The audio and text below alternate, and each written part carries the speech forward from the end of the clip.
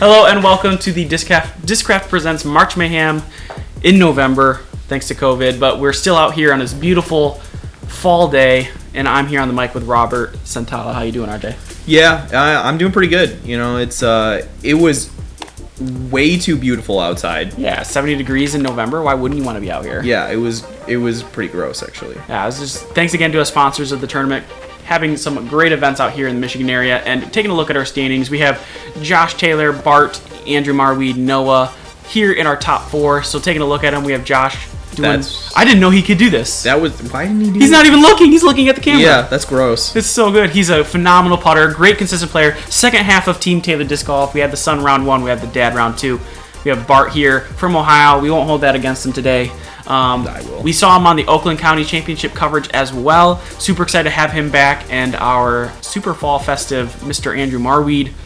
He's got some very creative intros. Yeah, his intro game is definitely like top two in Michigan, I'd say. For sure. And then we have Noah Moorehouse also back in action for us on the lead card here. We saw him in the feature event as well for this event, and he only one stroke down, so definitely a tight race here. Lots of people at that 11 down range, so heading into hole one, 228 feet.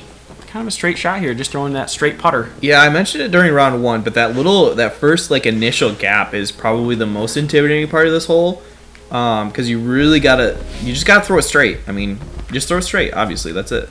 That's what we all hope to do one day. Yeah, I mean it's a little tighter than it looks. Talking about a guy who knows how to throw straight. This is Josh Taylor. That's part of his go-to game. He's very consistent. This is definitely a Josh Taylor course. Yes. Essentially, if I were to make a course for Josh Taylor, besides maybe like hole 15. Unfortunately, hits that first tree there. He's gonna have a tester there. He's a pretty good putter. He still can convert that one. Yeah, he putts really well. We have Bart here, who's the second highest rated player here today. Definitely trying to chase down. It's a little left. Sit. Oh, that was almost an ace run, actually. Yeah, good height, but ended up going a little deep. He'll have another tester coming back from it. He's trying to challenge Michigan's finest here, trying to take a title away from us. Imagine if he got the first ace on the channel. Oh, all these Michigan players we've been recording this whole time, and then an Ohio guy gets it. I'm not saying, Bart, you shouldn't get it, but Michigan guys, step your game up. Come on. Just get lucky one time. Oh, Andy a little short on that one. That's a little bit of a tester, I'd say. Fun story, Marwede, about 10 minutes before we started round two, was joking around on hole 18 and aced with a pig. Oh, yeah. I was literally standing on the basket when he did that. It was just That's a really good shot. That's essentially exactly what you want to do with Noah. You just hit it a little bit short of the basket, let us scoot up there. Yeah, and that's a great correction from his round one showing, and just a touch, a little too am side, maybe a little straighter, and that would have scooted in. Yeah, just a little bit more power on it. Marwede here. Similar distance. Yeah, that one. Just low. I know the wind was definitely, it picked up for the second round. For sure. It wasn't like super windy by any means, but just enough on this pretty open course to affect you. Bart with a look. Does he usually putt with straddle? Does he usually putt with straddle? I thought he was more of a stagger stance guy. That's a stagger stance. The angle makes him look more straddle than it was. Okay. But Noah with the only birdie on this hole. And I'm telling you, this is the hardest hole in the course. And honestly, this is just a mental cap here as these guys tap in their par putts. So Noah, who was down by one, is now even with the leaders, and really based on how difficult this hole played on the day at almost negative 0.6, really these leaders are almost losing a stroke to the rest of those 11 down fellows. So really they're only up by a stroke here, and right away the race is just tightening. So these guys are really going to have to convert moving forward, making sure they don't give those people that room to come in, especially here on hole 2, 335 feet. Equally played as difficult at negative 0.6 for the round. So we're looking for some guys to get some birdies here, just trying to get around these two baby trees, which really aren't a factor right now. No. And try to get as close as you can to this elevated basket, because putting on an elevated basket is scary. Yes, it is very scary. So I think the flex on either the right side or the left side and to kind of let it skip back under the basket is definitely the play.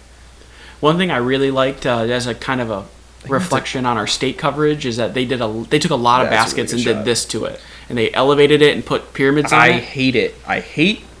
I'm short and I hate elevated baskets, because even if I make the putt, it's such a pain in the butt for me to get the disc out of the basket. Usually I have to have a buddy to help me. Yeah, that's why you play with Marwede, right? Yeah, that's why I play with Marwede a lot, because he never scoops me though.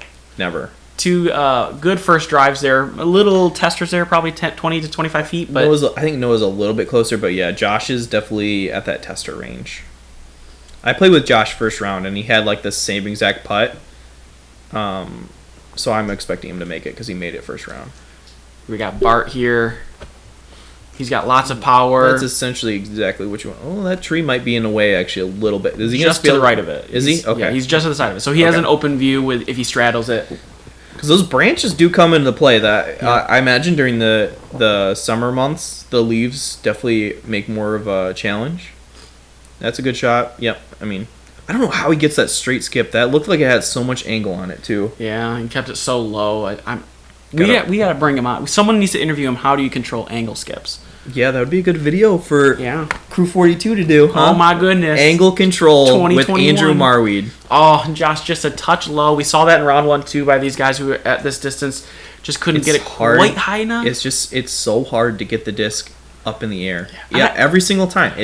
It's the same thing. It's hard to get that disc in the air. I think you're right, too. You had mentioned it in the previous round. That it not having a pyramid looks extra intimidating. Because with a pyramid, it looks like if I miss low, it's not going to go anywhere. Right. It's still just going to hit it and go straight down. But without a pyramid there, it just looks like this itty-bitty target kind of floating in the air. And you're like, hope I don't miss it. Yeah, it's kind of like that one hole at Flip where they have the basket suspended. Elevated, yeah. Where you don't see the pole, and it's way more intimidating than it looks. Got Josh here to tap out for his par, and we are off to the races Did again. anyone birdie that one? Andy and Bart did. Andy and Bart both were able to get their birdies. Yeah, Andy was right next to the basket. Yeah, that's right. Yeah, he was parked. Hole 3, par 3, 201 feet. We're looking for some ace runs here. Definitely a hole these guys need to birdie here, right? This is a must-get for them. Plays as, again, surprisingly to me, not the easiest hole in the day. I bet if you asked every person on the field what hole would be the easiest of the day, it'd probably be this one. And I can only imagine it's not the easiest because people went for ace runs. I think it's because of that how this hill slopes. So a lot of people are going to do what Bart's doing and try to hang it out left, so that way you don't filter down too far to the right. And what Bart did, he went a little bit too far left, and now he's got a downhill putt, and it's hard to commit to those downhill putts because if you go long, you're leaving yourself with a lot. Yeah, you got a lot. That looks. Ooh! Sit. See, even Andy, who hit right next to the basket, now he's got a 20-footer, and with the little bit of wind we had today, not all of those are guaranteed. So it's a tough. I don't want to say it's a tough hole because it's not a tough hole, but you can make it tougher on yourself than it is. Yeah, it's exactly like if I'm trying to play that hole, I do exactly what Noah just did. A little bit of a flex, have it hang on that left side, and then filter back to the hole a little bit. I know Josh absolutely parked it first round when he was playing with me, so I'm expecting something similar, and yep, that's pretty for Josh. That is parked. Yeah, for these guys, I would say 20 feet is a park distance, and it's a misfire if they miss at that distance. This is the putt that I had. I think both rounds is almost the exact same, maybe a little bit longer, and it's hard to get that convinced to go for it. Yeah, because I mean it's a tough little putt to have. Gave it the right power, but a little wide right. Marwede here trying to correct from the first round. Get it. And again, leaves it low. A little low. Yeah. I know that the wind was coming off of the road, so I bet his nose down that just pushed it right down. It looked like that's what happened. It just shoved it right into the cage. This is like a signature Marwede hole if I've ever seen one, right? And he's just kicking himself right now, saying he'd take a par on both rounds. Almost aced it, Twice. and then he parred it. That's tough. It's probably one of the most frustrating thing is when you almost ace it, so you go from having maybe a 1 to a 3. And really the surprising story up to this point is just as Josh taps in a nice birdie here. Kind of a slow start for our lead card. I mean, obviously we have everyone has at least one birdie, but and then with Noah tapping in for birdie here. But you expect at least 2 of these 3 holes. Yep. Maybe you're okay with missing one of them. Like 2 would be the one I'd expect. Yep. Not to expect to miss, but be okay with missing. Right. But yeah.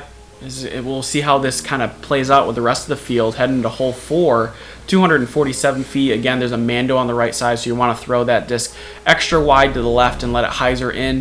You can either play it a little more inside and try to use that ground action to scoot up towards the basket, or try to get a skip Super going to the flare right. skip. Yeah, I think that's the common play is to try to get that flare skip to the right. The one thing when you're counting on ground play, when you don't get it, it's really frustrating. Because you throw the shot you want to throw, and then you just don't get the play you want. That's a really good shot from Noah. Yeah. You pretty much want to just miss those 2 trees and get a little bit of a baby skip, or try to get more of a flare. I think both rounds I went flex up the middle and had pretty good shots. But I know in practice I was considering like a super flare skip low on the left side. That's... Ooh, almost hit the pole. I mean, Parked. Big Z Raptor all day for Josh Taylor here. Yeah, he throws that Raptor really good. It's really frustrating. When he throws just right in my face, throws it right under the basket. He's not trying to be rude, but he's definitely like... He's just so nice. Josh is so nice. I love playing with Josh. He's super, super fun to play with. Featured him in the 2019 state. Shout out to them. He was a phenomenal competitor back then. We have 2 players who have now parked, and Marwede trying to match them. And yep, he just got more of a straight skip. I bet he was playing for flare, more of a flare. So this is a longer putt than you want on this hole, especially being a forehand hole. Yeah, but just a little bit high. And this is starting to turn into an interesting scenario. The worst thing you want to hear when you're putting is you're still out.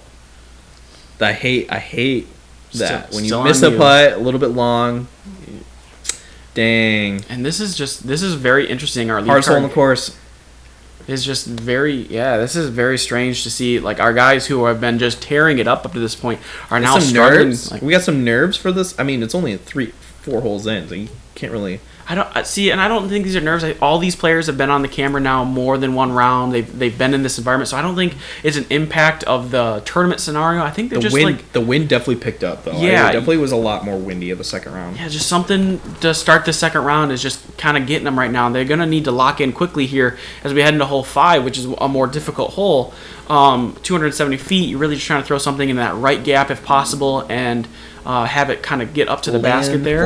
Land flat. You don't want to have angle when it's coming down, unless you're throwing the forehand, which I'm not sure if anyone's throwing. I think Andy threw the forehand first round, so we'll see if he does it this round. But that's got a lot of angle. That's on the right side though. That's a really good shot. Yeah, and that actually kind of like matched that hill at the very top.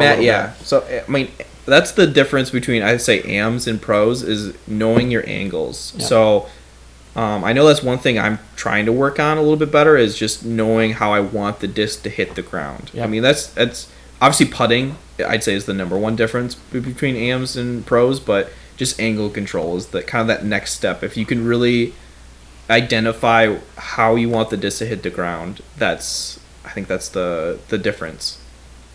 This is looking good. It needs to kind of get a little more ground action, which it does not. It's a little short. So it was almost the same shot as Josh's, but it looked like Josh threw a fairway driver, so he got a little bit more action. Are we going back for that forehand gap? He doesn't have a bad backhand. I don't know why did he do it again? Same thing? Literally the same spot on the tree that he hit, and he's going to be short. And he threw Firebird up. It's almost the exact same. Whew, almost made it.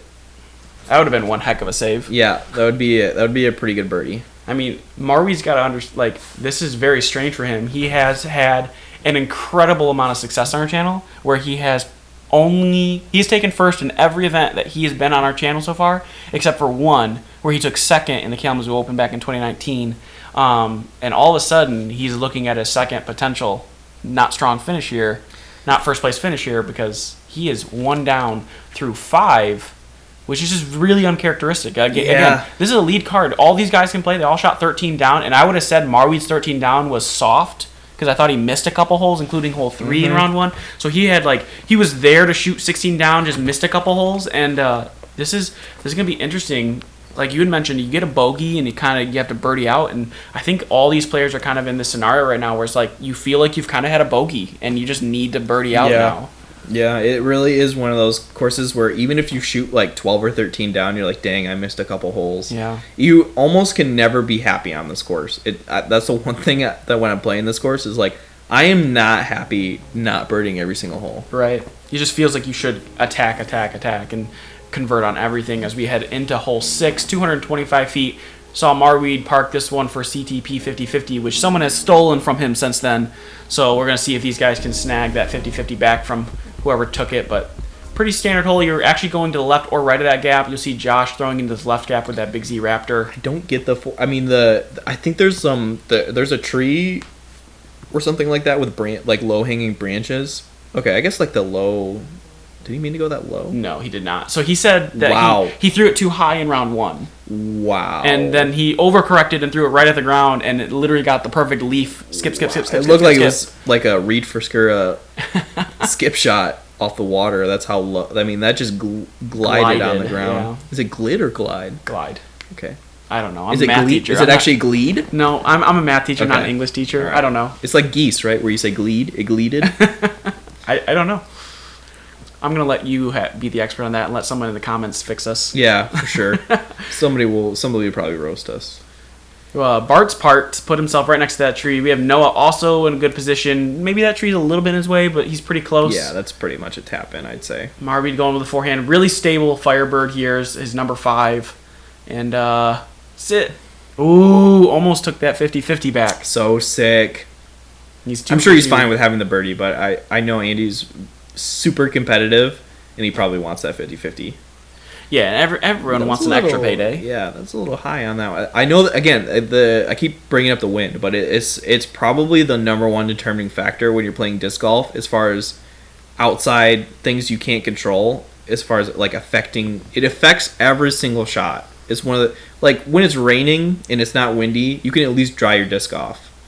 When it's windy, you can't. There's nothing you can do to change the fact that it's windy. Even by getting a more stable disc, it's still affecting it in some way. Well, now I'm throwing more stable disc where and it's harder to control a more stable disc. Like, I guess when it's hitting the ground, because usually it's faster. So it's definitely one. I'd say the one thing that really determines disc selection. Gotcha. So. Hole 7 now, par 3, 241 feet. Taking the center gap here, we'll see. We've seen some players go through this gap. The other common play is to go wide left with a forehand of some kind, really trying to just spike it, or not spike it, excuse me, kind of get that flare skip to the right, trying to avoid that tree. You see that bush on the left, you're trying to get just over that. Yeah, just over it or right behind it. That's pretty much, that's still even a little bit of a tester. Hey, look at you. Hey, that's me. Running behind the basket. I don't remember what I was doing over there, actually. Okay, neither do I. Yeah. I just remember seeing person in red running by, and as Bart was parking it. I was trying to not be in the camera, too. Why was somebody recording me? It's the catch cam. They wanted to get you on camera as Noah's going through the center gap here again. Absolute madman. And, I remember seeing this, and you guys had to look for this for quite a while because it got underneath the leaves, didn't it? Yeah, we knew where it landed, but we couldn't quite spot it. We didn't want to kick the disc, so we were trying to be a little careful. And nice guy Ian Hamilton was like, "It's right here." Yep. Come. And that's pretty much exactly what you want to do. That's best case scenario outside of an ace. Noah here, probably just outside. Yeah, right on that, right in the edge. Yeah. Got a beautiful leaf storm. I actually, on one of the holes, no. I hit one in the air, and it sounded like I hit a branch. It was the weirdest thing. Here's Josh. Yep, that's pretty much automatic. Josh has really turned his round around the right way so far. He missed those first 2 holes, and then since then is kind of locked in, and he's grooving back, and he's looking really sharp, really good right now. I think you're aiming for about 6 or 7 down on this front 9 for sure. Nobody here is a robot, so you gotta give yourself a little bit of a leeway to miss 1 or 2 holes. Hey, Bart's probably doing the same thing I was, whatever I was doing over there. Look at him running over there. He's so sick didn't get the CTP. Yeah, he had the CTP. He's sick. Looking at it, there's no way it's closer than mine, but it is closer than he's just having a good time. Yeah, so sick. Hole 8, par 3, 320 feet. Again, this right gap you'll see for a mid-range. I'd throw a Rock X3 or something through that, or maybe a Rock on Heiser, or you can take a forehand gap on the left side. I think the forehand gap is the play on this one because regardless of what you do, you're going to have a 30-40 foot putt on this hole. It's just there's really not a way to park it. It's just the way that this hill filters it down. You got to have It's tough. It's really. I think I think you said this would play the second hardest. Yeah, this is the second hardest hole on the second round as well. Just playing just behind hole 15, which we'll get to later. That was I know he probably missed his low a little bit his line a little bit low, but that was not a bad result for what he did. I think he's probably trying to go a little bit left of that big tree. That's kind of the thing you're aiming for, is a little bit left of that big dead tree, and then let it filter down to the right. So you want to play like a little bit of a flex or go really wide with like a hyzer. Marwede, who misfired and hit that first tree, is trying to make that correction. That looks pretty good. Yeah. Get to skip. A little left than what he wanted. He kind of left that a little flatter. That's kind of what I would want to do. I mean, yeah, he's like right again. Circle's edge. 30 feet is, you're not going to park this. I don't think I've ever seen somebody park this hole. I've thrown a lot of shots on this hole trying to figure out what the play is. Dang, that flex was looking really good too. If he misses that on the left side, I think he has. Yeah, that'd have been spicy. So a lot of times, if you hit one of these first couple trees, the approaches are tough because you gotta really land it soft. You can't throw something with a lot of speed. You gotta land it soft and let it land flat. Yeah, no here with a That's tester. That's gonna be a tester for par. Bart walked right up to this putt and looked me dead in the eyes like, "Oh, I got this, easy money." It's like easy. Does he actually though? He had really good line on it. We all thought it was going in. Had a big smile about it. Josh is a really good hyzer putter, so I think he's obviously gonna go that gap on the right. Get it. Ooh, that looks so good too. Yeah, they needed to share a little bit of their distances, and they would have both. So Andy with a downhill. This is maybe even inside the circle. Headwind putt. Bang. Yup, cash. That had to be one of the only twos on the day, right? Yeah, or on the second round. Yeah, in fact, on this particular round, Andy and Josh Yates were the only birdies, as Noah just a little too am side there spits out, and he's gonna have to tap in for bogey there. That's tough. Yeah, and that's gonna make his battle a little harder. Yeah, I mean, again, it's just that you gotta, on this hole, you gotta hit your gap, and then if you don't, you really gotta throw a really good approach shot. It's not one of those, oh, I missed my line, throw like a really easy approach shot. It's a very particular shot. For sure. Heading into hole 9, 350 feet. Again, there's a tree on the right side, so if you're throwing backhand, that's the thing you really got to avoid. Just keep it low enough. Or if you're like someone like Andrew Marwede with that kind of power, it is downhill too, so it's a little shorter than 350. When you play it, you're just trying to throw a big forehand, try to skip it in that direction. Marwede's going to try to plant it. Yeah, essentially, he's trying to plant it right on the pole. He's really good at these big, long forehand spike shots. That's a little shorter than what he wanted. A little left, or right, sorry. Yep. And after having what I would call for him, a disastrous front 5, needs to make this. Yeah, it's not like he absolutely has to make this, but it definitely feels that way with how that first 5 holes kind of went. Well, looking at the live scoring, just watching people's scores come in, everyone is right here. Mm-hmm. Everyone's in that. Everyone's in it right now. 18 to 16. Everyone's right there. And so, I think for Marwede right now, it's just, you said he's a super competitive guy. It's a must convert for him right now in order to, just keep that pace. I mean, he's essentially the Chris Dickerson of Michigan. He just wins every single B tier. So somebody coming in and taking one from him it's a big accomplishment, and it's hard to do because he, being the highest rated player in Michigan, and I don't think Kyle Klein really plays any B tiers. I'm not sure what Kyle's schedule kind of looked like this year. He played a lot of pro tours this year, so he was definitely traveling a bit.